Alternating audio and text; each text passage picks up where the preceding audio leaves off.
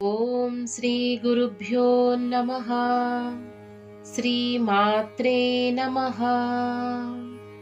మనోరూపేక్షుకోదండా పంచతన్మాత్ర సాయక నిజారుణ ప్రభాపూర మజ్జద్బ్రహ్మాండ మండల. అమ్మవారు మనస్సు రూపమైన చెరుకు విల్లును శబ్దం, స్పర్శ, రూపం, రుచి, వాసన అనే 5 తన్మాత్రలను బాణాలుగా ధరించారు. ఆమె సహజమైన అరుణకాంతి సమస్త బ్రహ్మాండాన్ని నింపి ప్రకాశింపచేస్తోంది.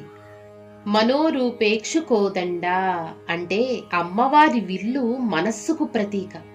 మనస్సే మన జీవితాన్ని ఉన్నత స్థితికి తీసుకెళ్తుంది లేదా బంధానికి కారణమవుతుంది. దైవానికి అర్పించిన మనస్సు మోక్ష మార్గంలో నడిపిస్తుంది. పంచ తన్మాత్ర సాయక అంటే శబ్దం, స్పర్శ, రూపం, రుచి, గంధం అనే ఈ 5 ఇంద్రియ విషయాలే ఆమె యొక్క బాణాలు. ఇవి మనలను ప్రపంచ బంధంలోకి లాగవచ్చు. అదే దైవ చింతనతో ఉంటే భగవంతుని వైపు నడిపించగలం.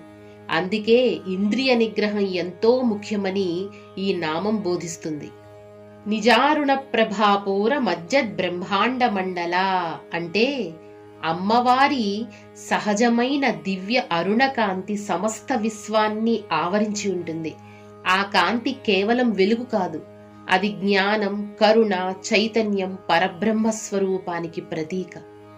మనస్సును దైవంపై నిలిపి ఇంద్రియాలను నియంత్రించినప్పుడు జీవితం ప్రశాంతంగా, పవిత్రంగా మారుతుంది. అమ్మవారి దివ్యకాంతి మన హృదయంలో వెలిగితే అజ్ఞానం తొలగి జ్ఞానం, భక్తి, ఆనందం వికసిస్తాయి. రేపు 4వ శ్లోకంతో మళ్ళీ కలుద్దాం. శ్రీమాత్రే నమః.